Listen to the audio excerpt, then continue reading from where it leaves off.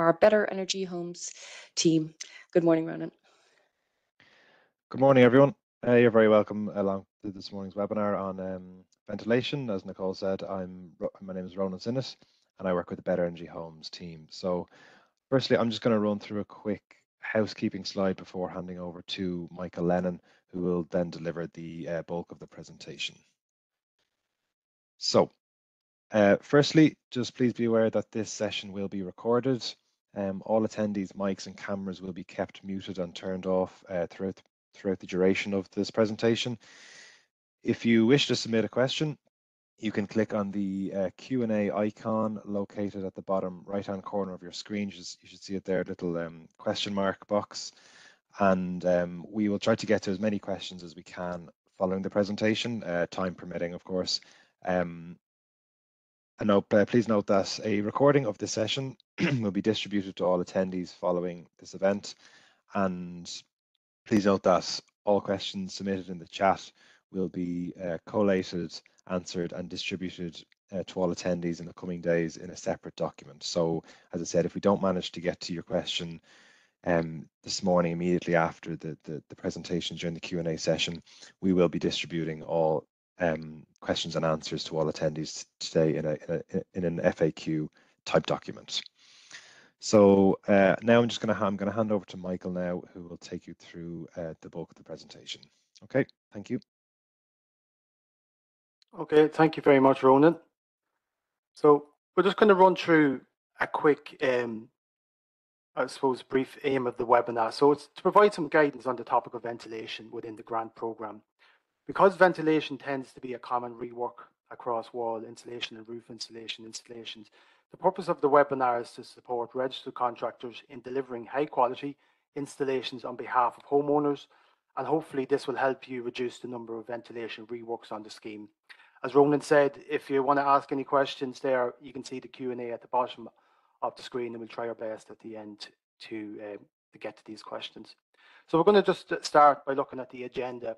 We're going to touch on why is ventilation so important, the relevant standards, specifications and regulations that you're going to be looking to achieve compliance to, how to assess a home for ventilation. So this will be part of your discussions with any homeowners that you're dealing with. Common reworks that we would see if we're out doing inspections on the work. We're going to look at guidance on mechanical ventilation systems, for example, mechanical ventilation with heat recovery. We have examples of best practice, and then we have a documentation that we can circulate to yourselves in relation to ventilation. And then, as I said, we'll try to answer some questions at the end. So why is ventilation so important? Well, ventilation is very important for both the health of the building and health of the occupants of the building. So proper ventilation can help reduce the risk of carbon monoxide production within the home, especially if you have fuel-burning appliances. It can help reduce radon accumulation in the home, and just be mindful of some of the older homes may not have radon barriers. It can help minimize the risk of condensation in the home. Again, there'll be a lot of build-up of condensation in homes where there's no proper ventilation installed, and especially with the modern way of living with the cooking and washing of clothes and high build-up of moisture in the home, risk of condensation can be quite present at all times. It also provides air supply to fuel-burning appliances, which is required to ensure your fuel-burning appliance will work efficiently. So we will look at fuel-burning appliances as well. And especially with the installation of wall insulation measures, the airtightness of the dwelling can be significantly increased. And when a dwelling is more airtight, the indoor air quality of the home can be affected if it's not properly installed. So proper ventilation will improve indoor air quality by providing fresh air and reducing concentration of harmful pollutants in the home. So just at the bottom of that slide, we see I have a reference here to general installation standards, and the design of the installation of the recommended works that you're doing on the scheme and the quality of the living environment should not be compromised. Okay, so consideration must be given to the potential impact of the living environment in the home, resulting from any measures that you install under the program. So as a contractor, you must prevent any detrimental changes to the living environment. Just be key to not to be having any detrimental changes. So we're going to look at indoor air quality. So that's why we ventilate. We want good indoor air quality. And this may be defined as the air that is free from pollutants that can cause irritation, discomfort, or negative health effects to the occupants. So the air temperature and relative humidity also affect the comfort and health of the occupants. So as you can see from this diagram here, each room of the dwelling will have its own ventilation requirement that will have to be assessed on site in order to create a ventilation strategy for the dwelling. And this ventilation strategy is an essential part of the design and retrofit of a dwelling. So when there's thermal upgrades being done, for example, wall insulation, it's important to provide your adequate ventilation in the dwelling so to achieve this good indoor air quality. So it's something that you can talk to the homeowner about. There are benefits that included in some of the following things, like it can help lower energy costs in the home. It could reduce the risk of allergens and viruses spread in the home. It can help eliminate odors. Moisture control within the home as well, be important. And for somebody who might have health conditions with their lungs, it can help assist lungs in functioning better, which in turn will have lower energy costs to the occupants of the home. Other benefits include better sleep for occupants, and again, that could improve the productivity of the occupants. So these are things that, as a contractor, if you have to install ventilation in a home, then you can highlight the benefits to the homeowner. So this is examples where it's gone wrong in a home, I suppose. There's an increased risk of damp and condensation occurring here. It's causing mold and mildew and the result of the moist air being trapped within the dwelling. So it would be a good example where insulation would be important to these areas of the fabric, along with proper installation of wall ventilation as well. We have other examples to show you here as well. So if you were to come across something like this prior to your retrofit, it would be important to discuss it with the homeowner what kind of insulation method you're going to try to retrofit into the home, along with what kind of ventilation methods to help eliminate the build-up of condensation, mold, etc. And it would be, I suppose, worth noting as well that all that mold and condensation would have to be cleaned before the installation as well. We have another example of where mold is forming on the roof, on the ceiling. So again, this mightn't be down to the ventilation in the room, but it could be down to an installation of insulation in the attic. So again, if there was a vent in that room as well, it would help with the homeowner providing fresh air into that room, because there is a build-up of mold and condensation there. So it's just worth noting these sort of things to the homeowner when you're assessing the home. We do have traditional forms of ventilation in the home. So the majority of existing dwellings prior to your retrofit, there will be some sort of ventilation provided already. So openings such as windows and doors will already be providing purge ventilation and cooling. We also have background ventilation through purpose-provided wall ventilators, which you'll be looking out for as well. And then advantageous ventilation, which can include purpose-provided vents through grills or chimneys. And then we have infiltration as well. So the unwanted air leakage through gaps. You could have gaps in older doors, gaps around windows, gaps around vents, or where pipes are entering the building, etc. So that's your unwanted air infiltration. So if you're retrofitting a home, a lot of that infiltration will be rectified, and it would mean that even additional ventilation would be more important into the home. So we're going to look at the scheme requirements now and some of the documentation. So the quality of service delivery is central to the reputation of all home energy efficient work supported by SEAI. And we look at the guidance that's available to you as contractors. So there is a support for contractors section on the website, and we would really ask you to visit this to get the different technical documents. One of them would be the Domestic Technical Standards and Specifications, which is a reference for contractors carrying out dwelling energy upgrades supported by the programme. And it just sets out the general competence standards and specifications that contractors should possess. We have the Better Energy Homes Code of Practice, which should be followed in conjunction with the Domestic Technical Standards and Specifications. And it's really a reference document for contractors wishing to carry out upgrades, and it sets out the Code of Practice. There's sections within that document that will highlight Section 2.4, the General Installation Standards, and Section 2.10, which will be relating to ventilation specifically. We also have the quality assurance and disciplinary procedures for contractors. Okay, the primary element of this document is the performance monitoring and evaluation procedure, which is applicable to findings or non-compliances within the programme. So it's worth taking a look at that. And we'll be referring to specifically for the guidance on ventilation to this document here, which is SR 54, the Code of Practice for Energy Efficient Retrofit of Dwellings. So we're going to look at section 10 in that document, which is the guidance relating to ventilation. It outlines suitable ventilation strategies. It can help you provide guidance for the provision of ventilation for the retrofit works that you're carrying out. It details the minimum levels performance of ventilation requirements. We're going to look at that in a minute, the levels of ventilation that's required in each room. And it also gives different considerations for the installation of ventilation and application of the different products that you might be using for the ventilation.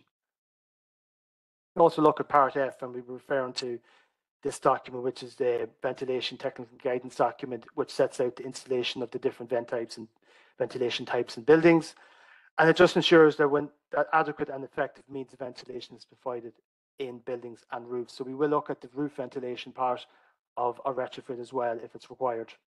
And we'll be referring to diagram 11 when it comes to preventing condensation in roofs as well. So when you're assessing a home for ventilation, the domestic technical standards and specifications on ventilation details that the ventilation must be installed in every room at the same time as improvements to the thermal envelope. So if you're doing the wall insulation measures, these measures improvements generally lead to higher air tightness in the home, and ventilation is then critical to maintain or to achieve that good indoor air quality that we were talking about earlier. So assessing the measure to be installed, it's first thing you'll consider when completing a survey on the home. You'll assess the existing ventilation measure to be installed. So whether you're doing walls or attic, you look at what kind of existing ventilation is present. You'll discuss your options with the homeowner, and this is your opportunity as contractors to provide your professional advice on the ventilation methods and how they will impact on the home. So you might be providing additional wall insulation, or you might be providing mechanical ventilation into the home, and the homeowner would want to be aware of this. So it'd be part of your assessment at the beginning. If you have wet rooms in the home, the customer may be advised of the most suitable option as part of the installation, and we look at that in a minute. There is a form available for contractors to sign if the homeowner doesn't want to receive mechanical ventilation into the wet room. So that form, that mechanical ventilation waiver, we look at that at the end of the presentation, and that form details something as part of discussions with the homeowner that will take place between yourselves and the homeowner in relation to the installation of mechanical extract ventilation. You're then at that stage, you're going to specify the works to achieve compliance. So you'll inform the homeowner of your ventilation products that you're using and how they're going to comply with the different specifications that we looked at there. You can also explain at that stage the benefits that are there for and the investment of a homeowner to install good ventilation into the property. So you can highlight good indoor air quality, the fact that it will help minimize the risk of condensation. So these are all things that you can highlight with the homeowner when you're assessing the home. You're essentially going to reach what essentially is a contract. So a written contract would clearly state the works that you're going to be installing to comply with the grant requirements. And it should cover the cost of any potential reworks that may be required by SEAI to remedy any non-compliances. So that's essentially a contract, and there is a model contract available on the SEAI website. Again, as I said, the works must be completed in accordance with all requirements. So as part of your discussions with the homeowner, it's best when you're upgrading roof or wall insulation to discuss the different ventilation options so that the homeowner is fully aware of the work that's going to be involved. So areas that could be discussed would be matters such as the most suitable ventilation measures to be installed. You can discuss the most suitable measures and how they can benefit from investing in good ventilation. Different options for roof ventilation might be involving soffit ventilation, or it may be the case that a roof tile ventilation would be installed. So these would be part of your discussions with the homeowner.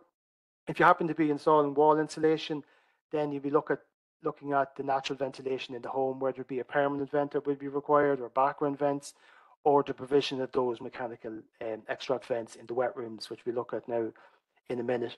Now, there's also mechanical ventilation systems for the whole house, and we will touch on those later on, but the homeowner may already have those, or they may be looking for opinions from yourselves and to invest in a whole house mechanical ventilation system, which we can touch on later on.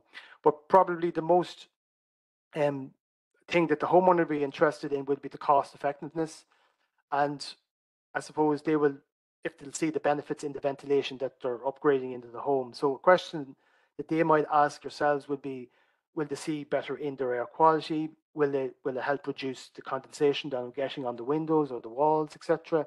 So I do find by talking to them about past experiences other homeowners had with their chosen ventilation type and how happy they were, it's probably a good thing for you as a contractor to discuss with them as well. Again, the standards, I keep referring to the standards, so they all have to be installed with the standards in mind. And if the homeowner happened to be trying to achieve a B2 energy rating for green mortgage, etc., or if there was a major renovation triggered on the home, then additional air tightness measures or mechanical ventilation might assist in achieving that B2 energy rating as well. So that would be part of your discussions with the homeowner about the type of ventilation options that you're going for. So the actual process of carrying out the ventilation will be important to discuss as well. So there might be excessive dust and noise during the installation process of the vents. There could be access issues in getting vents installed, etc. So these are things that you definitely discuss with the homeowner. If you're in an area of where the home itself, where low noise levels are a priority to the homeowner, then you may be able to discuss other options through alternative methods of ventilation, where stale air can be expelled through vents to the outside without letting noise or drafts in. So there's different ventilation products for noise and drafts. For instance, some of them might have anti-draft cowls that you can install. Some vents might be even insulated from condensation, and they might even have acoustic duct versions, and that will help reduce external sources of noise, such as traffic. So if the homeowner's home is on a busy road, low noise levels may be a priority on those rooms facing the road, and it would be, I suppose, a good thing to discuss with the homeowners about installing different ventilation products that will help reduce with the noise and draft. So that could be a priority to the homeowner. So we do find that rather than just going ahead and installing a vent without these features to it, it may lead to a complaint or something. So to discuss these things from the beginning is always good to do. So moving on, prior to your retrofit as well, the majority of just existing dwellings may already have some sort of ventilations, whether it be traditional form, whatever.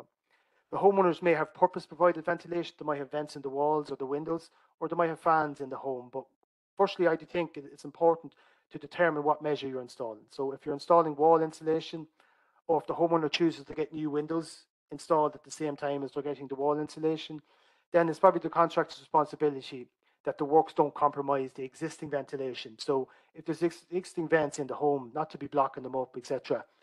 If there's no existing ventilation present, then installing the appropriate ventilation, which we're going to look at here now. As I said, the homeowner could choose to get the windows installed as well. And just to note as well that windows and door replacements are not grant funded under the individual grant schemes, but it may be something that the homeowner will be looking at doing as part of their whole retrofit. So we're going to look at this SR54 document, which is the guidance for provision of ventilation for retrofit work. So the code of practice for energy retrofit in dwellings. And we're going to specifically look at this table here, table 30. Now, I do understand there's a lot of information here on this table. What we're going to do is we're going to zone in on certain aspects of it that's relevant. So we'll start with section A. You can see there it's highlighted in red. So we're going to go through if you're retrofitting, for example, cavity wall insulation, internal wall insulation, or external wall insulation. If there's no existing background ventilation, then there is a requirement to install background ventilation into these rooms. So it's also advised to provide extract ventilation to wet rooms. Now, if there's evidence of mold or condensation in the wet rooms, then mechanical ventilation should be installed in the wet room as set out in table 31, which we're going to look at now shortly as well. So that's part A of that table. Example B that if you come across there's purpose-provided background ventilation in each habitable room, but if there's no extract ventilation provided, again, if there's evidence of mold or condensation in the wet rooms, then mechanical ventilation should be installed. And then example C, if you come across a home that you're retrofitting and there is already purpose-provided background ventilation in each habitable room, and then there is purpose-provided extract ventilation in all the wet rooms already, then there's no requirement to update any further ventilation. The home is already ventilated adequately. It'd be your responsibility to do your retrofit and to make sure that the existing ventilation isn't compromised or anything like that. So we're going to look at that table 31 of SR 54, and this here provides information on the minimum levels of background and extract ventilation. So if you do have to upgrade the ventilation, this gives you the minimum levels of ventilation that's required. So if we look at the first room here, which will be habitable rooms. So a habitable room, which is a room used for living or sleeping in, then its background ventilation is required to that room. 6,500 millimeters squared of free air is required. So if you're using a proprietary ventilator, just double check that the free air is at least 6,500 millimeters. There'd be no requirement to install extract ventilation in a habitable room. So when you look at a home and you look at the different room types, habitable rooms would be your bedrooms, your living rooms, your kitchen, rooms used for living and sleeping. So they're the type of habitable rooms you're talking about there. If you look at the next room type, would be a kitchen. So kitchen is quite unique because it is a habitable room, but it's also a wet room. So if the room is a kitchen, then both background ventilator providing 6,500 millimeters squared of free air and extract ventilation, and that could be a 60 litre per second fan, or it could be reduced to 30 litres per second for a suitably sized extractor fan. So if there was an extractor fan needed there and the homeowner wanted to get it, it could be 30 litres per second. So again, it does have a little note at the bottom there in section A, where the room has no external wall and a floor area of less than 6.5 and background ventilation cannot be installed, then the fan itself could be operating with a 15-minute overrun. So on a kitchen, the main thing to take from that is that a kitchen requires background ventilator and an extract vent. The next room would be a utility room. Again, this is both a background ventilator of 6,500 millimeters squared of free air and extract ventilator as well. So that's 30 litre per second fan required in the utility room. So again, there is a note on that. If there's no room for a background ventilator and the room is less than 6.5 meters squared, then the fan that you install in that room could run with a 15-minute overrun. So there mightn't be room for a background vent in the utility room, and it does give you the option then to install an overrun on the fan. The next room would be your bathrooms, your ensuite, your shower rooms, etc.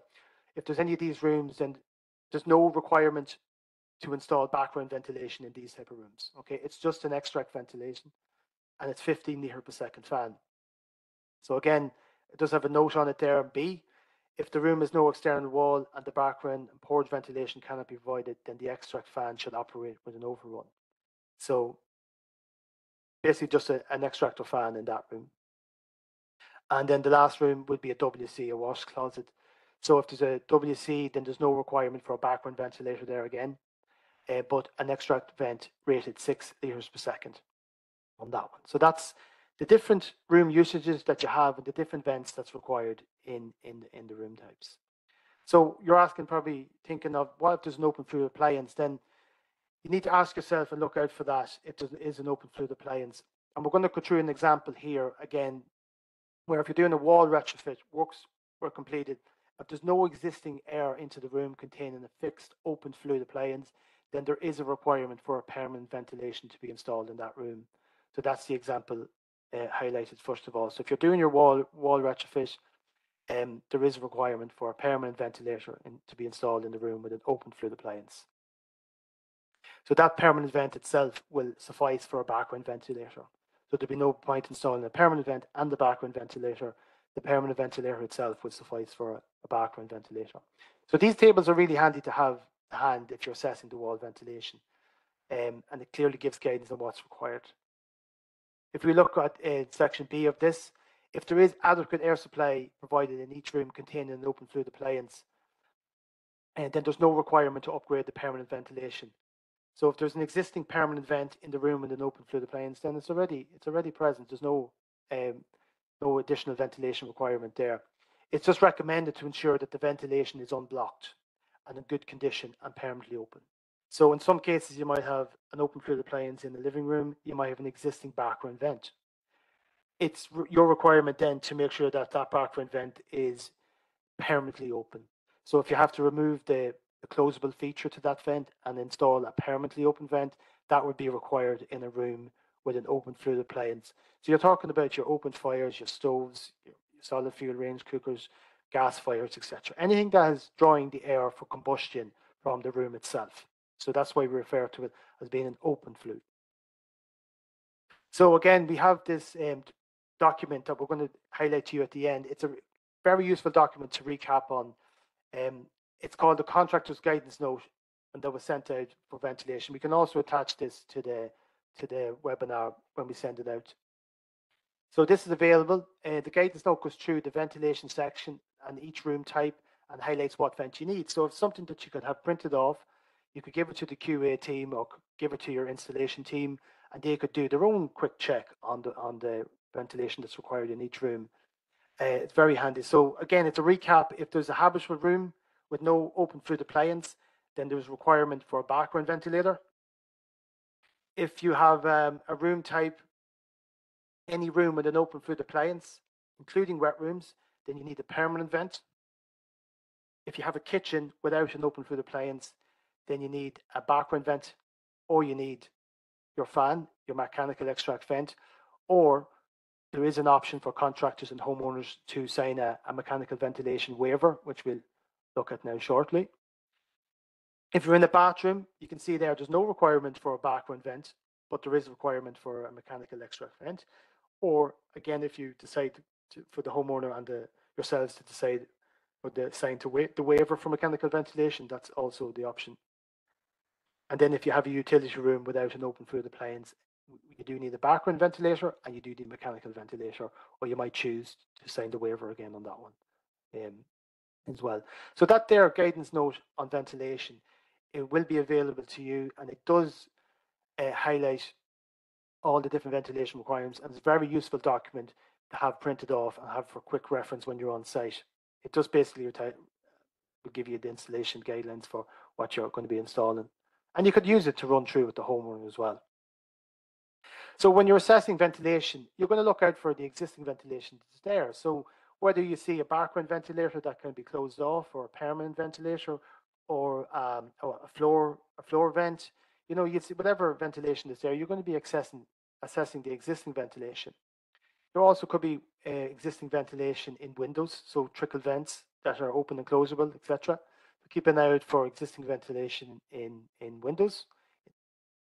And then for your wet rooms, your bathrooms, your utility rooms, your kitchens, etc., you're going to keep an eye out for existing ventilation, whether it be an extractor fan in the bathroom or an ensuite, or a cooker hood in a kitchen.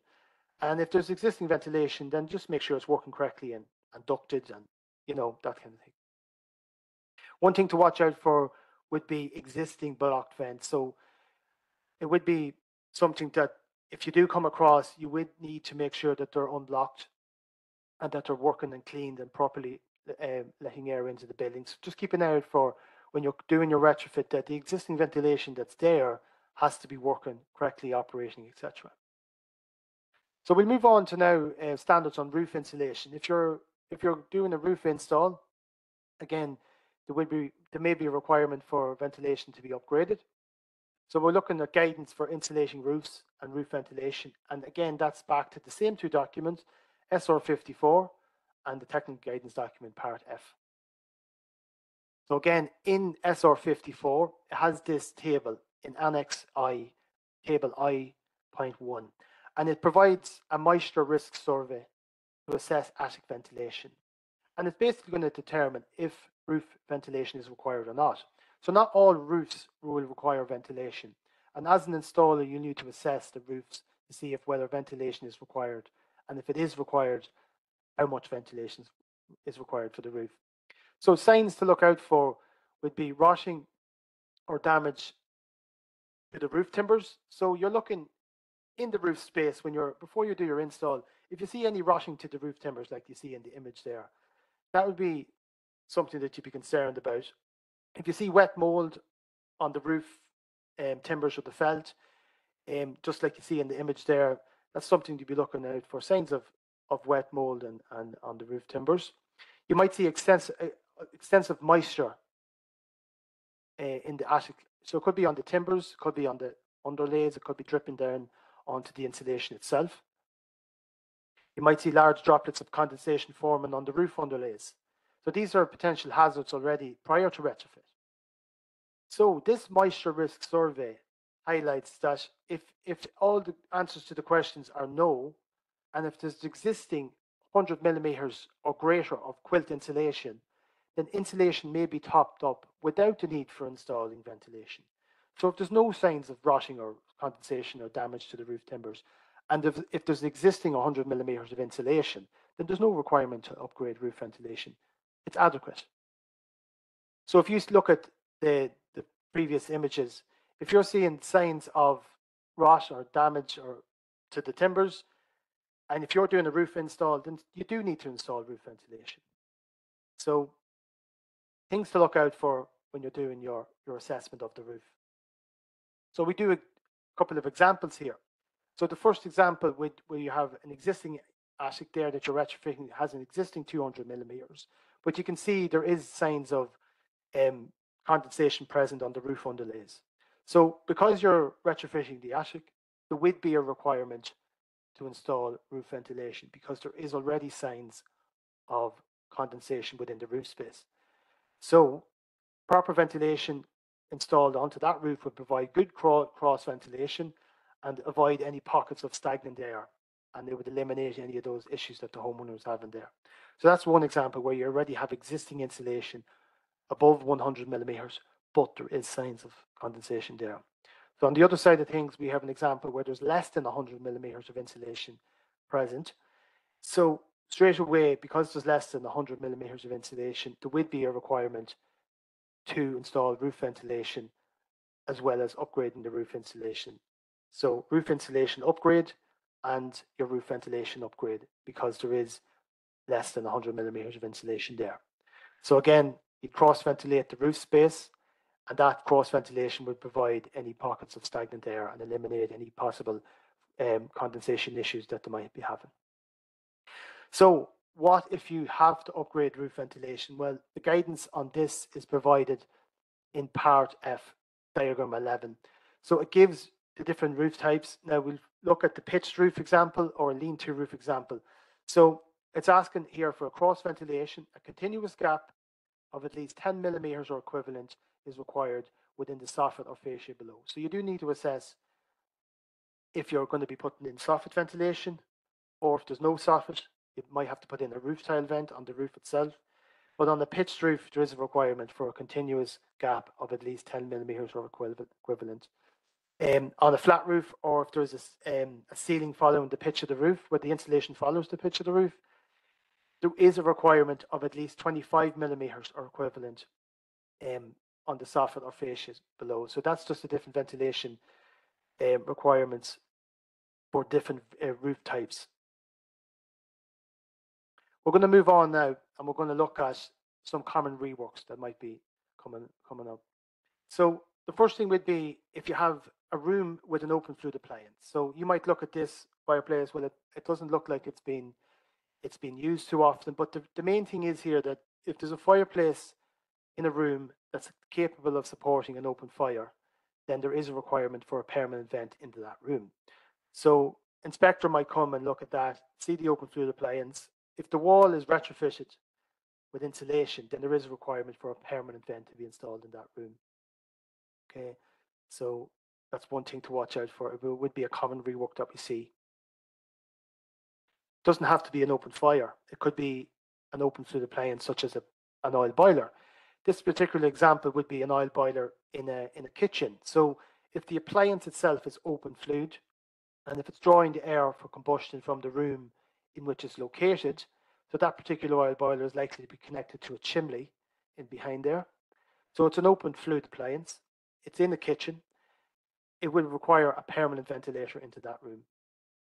And that's what would be recommended. So again, that permanent ventilator would provide fresh air into that room for that appliance. So keep an eye out for open flue appliances other than fireplaces or stoves. There may be gas fires also. Another example would be in a kitchen. You'd see an open flue appliance such as a solid fuel range cooker. Again, it's burning fuel, it's connected to a chimney, it's an open flue, so that appliance would need a permanent ventilator into that room. So again, it doesn't have to be an open fire or an oil boiler. It's open flue is the main thing. So another example would be in a wet room where there is no mechanical ventilation fitted. So if somebody was doing an inspection and the walls were retrofitted on this bathroom, then they would look for a mechanical ventilation be required into that room. If it wasn't installed, then they would look for the mechanical extract ventilation advisory note, and then that would need to be signed and left with the homeowners and available for inspection. So we look at that there. Would be also a common rework where there isn't a mechanical ventilation installed in a wet room, and there isn't the mechanical extract ventilation advisory note available for the inspector. So that if you're not installing mechanical ventilation in a wet room, it should be discussed with the homeowner, and it should be signed by the homeowner, and it should be signed by the contractor, and it should be made available for any inspection if there was one. Another example here, we have a red brick home. Let's just say that one got retrofitted with cavity wall insulation. That bedroom there we're looking at would be a requirement to have a background ventilator into that room. So you're looking at, is there existing background ventilator in that room? Is it in the walls? Is it in the window? If there was no vent, then there would be a requirement for a background ventilator to be installed into that room. Another example would be if you have an open flue appliance in a, let's just say, a utility room, you might have an oil boiler with an open flue appliance, then there is no requirement to install a mechanical extract vent into that room. If there's an open flue appliance, the only requirement would be to install a permanent vent into that room. So there's no requirement for a mechanical extract vent into that room now because of the open flue appliance. So we see an example of that just here now in a kitchen where there is a solid fuel range cooker. I see there is a permanent vent there above the window, and that is perfect. We have a permanent air supply coming into the kitchen for that open flue appliance. But the only thing here is that there's no requirement for the contractor to install a mechanical extract vent in the same room as an open flue appliance. So that'd be another common rework that you might see.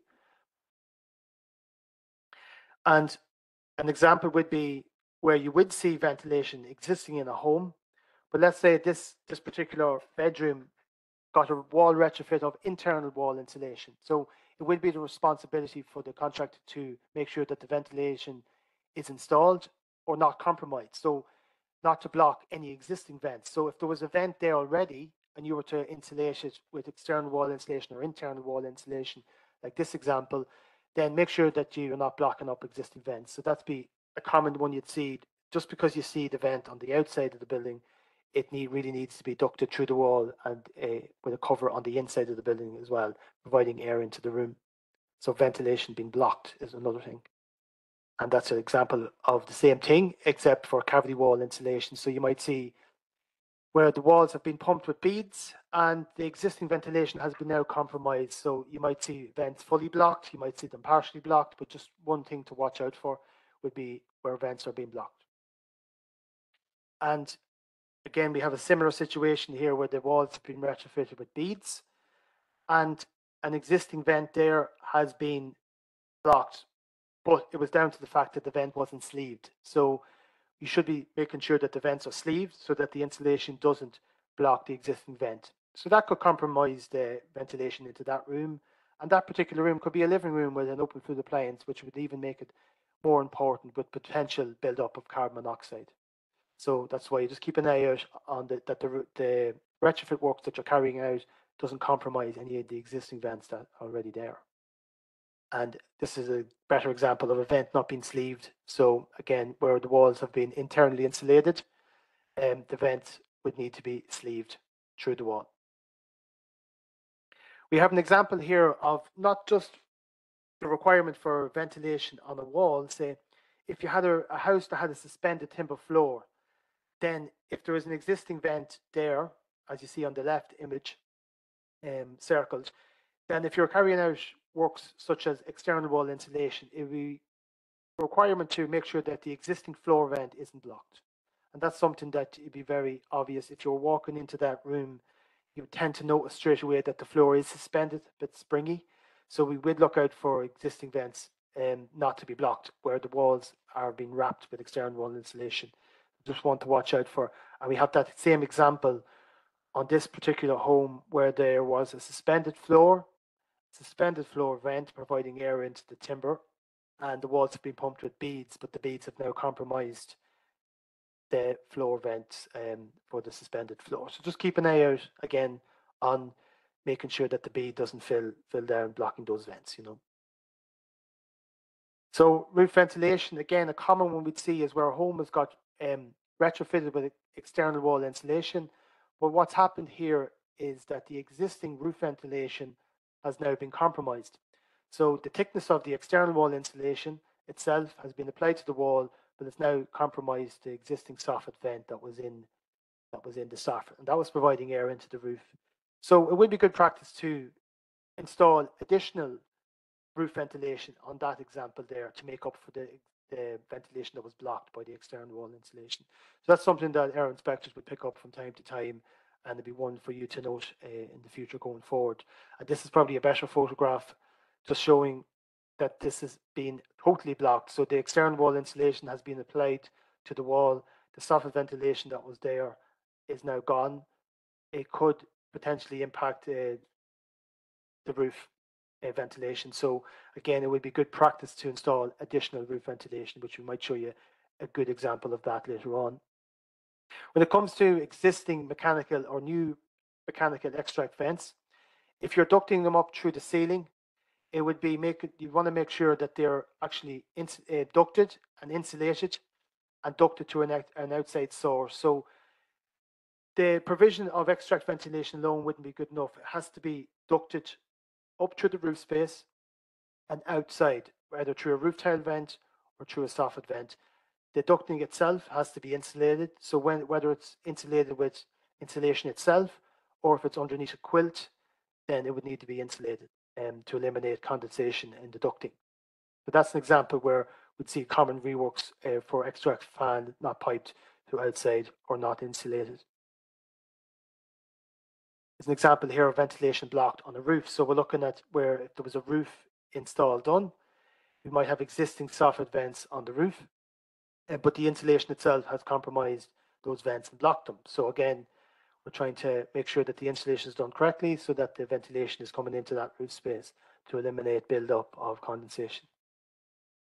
This is another example of that, where we have existing soffit vents, and they might look to be working and present, but if there's a timber soffit in behind them, then the existing soffit vents wouldn't be actually doing anything. So it'd be worth noting that if you see any of the existing soffit vents that might be blocked, to install additional roof ventilation into that attic so that you eliminate your condensation again. So keep an eye out for existing blocked vents on the soffit. So if you were to do a roof install, an example of insufficient ventilation would be where the install has been done and you would see then condensation forming on the underside of the felt in the attic. So that would be a clear lack of cross ventilation in that roof space. So additional roof ventilation would be required in that situation because there is a build-up of condensation in the roof space there. So that's all on the common reworks. We're going to move on.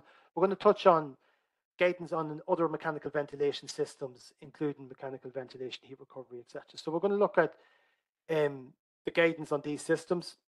These particular systems are designed by competent designers and they're installed and balanced and commissioned by competent installers. So when they're commissioned and balanced, they should then be validated by a competent person to ensure that they achieve the correct design flow rates, right? So as an installer doing wall or roof insulation, you might come across homes that have these installed, or you might come across homes where homeowners would want to get these installed. So we're going to touch on what they are And the main thing is with this system here, mechanical ventilation heat recovery, okay, what it does is it extracts stale air, it extracts it from inside the building. There's heat exchangers that recover heat from the exhausted air, okay. Fresh air is drawn in from outside and passes through a heat exchanger, and extracting from wet rooms and supply of fresh air to bedrooms and living rooms. So they're extracting that moist, stale air from wet rooms, passing through a heat exchanger, and the recovered heat is then intaked into the living areas and bedrooms. This particular unit has filters as well. So you might see these units installed in homes. So there is a good level of ventilation in the home. The only thing to note on this one is that if there is a room with an open fluid appliance, there is a requirement for permanently open vent in that room. So all the other rooms, whether it be the wet rooms or the habitable rooms, they're adequately ventilated. It's one thing you need to note is the rooms with open fluid appliance still need your permanent vent. And it's the same with the other mechanical ventilation system available. So continuous mechanical extract ventilation, CMEV. This system would draw the stale air from wet rooms. It's extracted and returns to a centralized unit, usually in the attic, and it's exhausted out of the building. So there's no heat exchanger on this unit or filters. The supply air is provided through normal background ventilators. So if you see a system like this, you're likely to see a unit in the attic, extract vents in the wet rooms, and you'd probably see normal background ventilators in the home as well. So it's adequately ventilated. The only thing to note again would be the presence of an open fluid appliance, and that room still requires a permanently open vent into that room. So that's one thing to note on those systems. And then another common whole house ventilation system will be demand controlled ventilation, DCV. And this system, similar to CMEV, it extracts the air from the wet rooms into that unit, which could be usually located in the attic. So it's extracted back to the centralized unit, as you can see in the picture there. This unit does have filters though. So the stale used air is exhausted out of the building. So they usually have a roof tile vent, and the stale air is exhausted to the outside through that roof tile vent. The supply air is then provided through humidity sensitive air inlets. So you might see these located in the habitable rooms. So that's where the demand controlled ventilation comes from. So the humidity sensitive strips would open and close depending on the demand for air into the room. So again, this system is adequately ventilating the home, whether it be a habitable room or a wet room. And again, the same thing is if there's an open fluid appliance, there's still a requirement to install permanently open ventilation. So just to move on, and we're going to look at some examples of best practice. So again, these key sections of the wall insulation are outlined in the QADP, and we would encourage people to download this, and we could encourage you to snag your own work before you sign the declaration of works form. So we can provide a hyperlink to these on the presentation that we circulate to everyone at a later date. So I would suggest that the contractor should imagine if they were an inspector and inspect their own work. And it could save you a visit back to the home. All the inspection questions, all the different things that an inspector would be looking out for will be available on this. So you could look at your own work prior to signing that declaration of works form.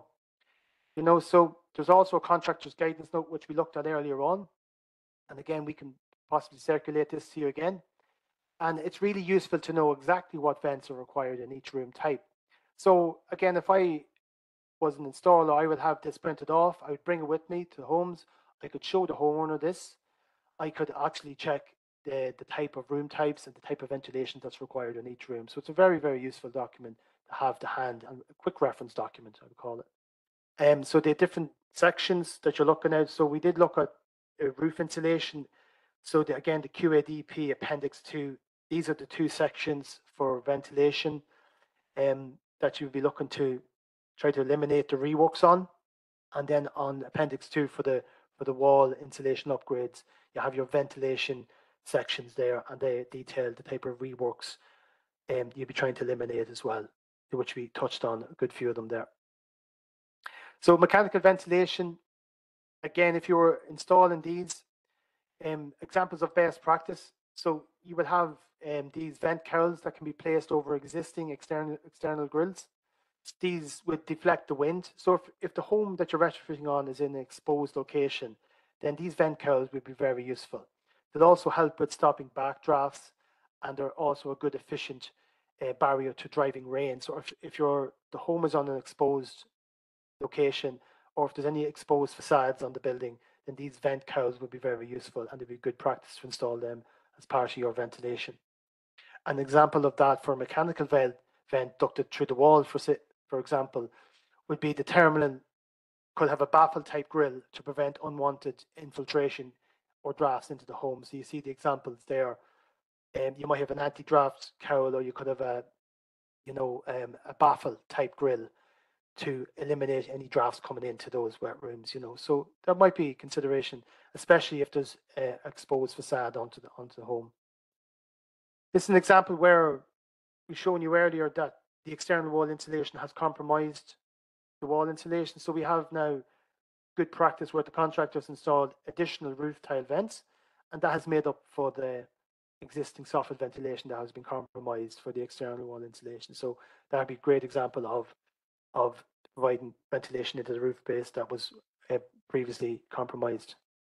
And then one thing to consider would be the location of the vents themselves. So you're trying to locate the vents in the room to avoid undue drafts. So if it's beside someone's chair, your favorite chair, you're trying to avoid that. You would discuss that with the homeowner. What is the best location?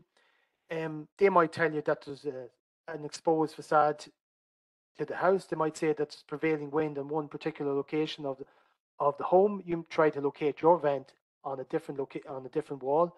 So there are things to discuss with the homeowner. And same with dwellings with busy roads. If there's a lot of noise with a busy road, you would try to avoid installing vents on that particular facade. And then the guidance on the installation of vents would be to install them more than 1.7 meters above the floor level, as given in that example there. So the examples of best practice there, the actual location of the vent, and I define discussing that with the homeowner would be a good thing to do. So if you have mechanical extract vents, if they're terminating through an attic or a soffit, make sure that the ductwork themselves has been insulated. So the image on the left, you can see it's not insulated, and the image on the right, you can see it's terminating up through a roof tile vent, and it's actually wrapped with insulation. So there's good insulation on that one there. So that's a good example of best practice on the ducting. If you're using flexible ducting, it would be make sure it's pulled taut to minimize the system resistance. So no peaks or troughs in the ductwork, and the cross-sectional area of the ductwork should be maintained so that there's good, full length of the duct maintained for the extract of the moist stale air. And then if you're happen to be installing mechanical extract ventilation, there's two different fan types that's highlighted in the technical guidance document. So you have your axial fans. So typically these would be smaller, lighter, less expensive to use. They actually remove a large volume of air, but they'd be more suitable to be used on flexible ducting with short spans, so up to 1.5 meters long. For the centrifugal fan, these work better with ductwork. They're more efficient, and I would suggest that these are better with flexible ducting over longer lengths. So if you're using longer lengths of ducting for extract ventilation, you might consider using a centrifugal type fan, and they would work well for 3 meters or 6 meters extract rates of 15 meters per second, etc. there as outlined. So it depends on the length of the ducting that you're using. I would consider the two fans depending on the length. So we're moving on nearly at the end here. We are showing you the documentation. So SEAI, I have a good document here for a homeowner's guide to ventilation. It's something that you could make available to the homeowner. They could read through it, and it may give them the benefits of installing good ventilation into the home. So the homeowners will need to be properly advised on the installation of adequate ventilation and the different ventilation options. We also have that contractor's guidance note on ventilation that we've shown you already. And then the mechanical ventilation waiver. So that's an important safety notice, as we touched on earlier, and it's available on the supports for contractors section. And we also have linked it here. So it's just important that the homeowners need to be properly advised on the installation of mechanical ventilation, extract ventilation And so it depends on the options that best meet their needs in the house. So SEAI require that this notice is used in all instances where the mechanical extract ventilation in wet rooms has not been installed. So if you choose between yourselves and the homeowner not to install mechanical ventilation, it would be a requirement to have this document signed and retained with any documents relating to mechanical extract ventilation. So it should be made available for future inspection or future maintenance of any future users of the system. So that's the mechanical ventilation waiver as well. And just to point out before we finish, there's additional supports available for contractors on the SEAI website. And if you're interested, there's contractor training videos on other topics to do with roof insulation, roof wall insulation, etc. So they're available on the website. There's webinars already recorded. And if you wish, you can view them on the website. So that brings me to the end of my presentation. I'd like to thank you for your time. I hope you found it interesting. I can just remind you that if you have any further questions or queries, you can submit them via the Q&A section. We mightn't get to them today because we've covered quite a bit there, but what we might do now is I might hand you back over to Ronan. If we have time, Ronan might answer a few questions. Yeah. So I'll hand you back over. Yeah, no problem. Thanks, Michael. That's great. Very thorough presentation. Yeah, as I said, we mightn't get through all the questions here, but just conscious of time. So we'll take a couple here. Firstly, Michael, you might be able to say, would an existing mechanical extract vent in a room that requires a new permanent ventilation have to be removed from that room after insulating walls? Yeah, so you're talking about a case that could happen quite regularly in the kitchen. So if there was an existing cooker hood, for instance, and that would be common in the kitchen, and it's already ducted out, there'd be no requirement to remove that or to alter the ducting on that at all. So there would be a requirement just to install your permanent vent into that room. Very good. And we might just take one more, given that it's just about 11 o'clock. This should be a quick one, maybe. Regarding walk-in wardrobes in bedrooms that have a separate door into them, do these require a background vent if this is an external wall? So I guess if the walk-in wardrobe leads to an external wall. And my answer to that would be no, because the walk-in wardrobe itself wouldn't be a habitable room. So again, we just highlighted there that it only be required vents in habitable rooms. So a walk-in wardrobe wouldn't be used for living or sleeping in. So that walk-in wardrobe wouldn't require any ventilation. So that's similar to a hallway. That's not a habitable room. You wouldn't install a vent in that. So your walk-in wardrobe would be the same type of room. It wouldn't be a habitable room. Wouldn't require any ventilation. Very good. Great, thanks for that, Michael. As I said at the start of the presentation, we will get to all the questions and answer them thoroughly and then send them out in a separate FAQ document to all attendees here today. So your questions that you've put into the chat won't be overlooked, let's say, but in the interest of time, I think we'll leave it there for the questions at the moment. And will I hand it back over to you, Nicole, or we just call it a I think we'll probably finish up now. Thanks, everybody. And yeah, thank you very much for coming. Thanks, everyone. Okay, thank you. Bye-bye. Thank you. Thanks all.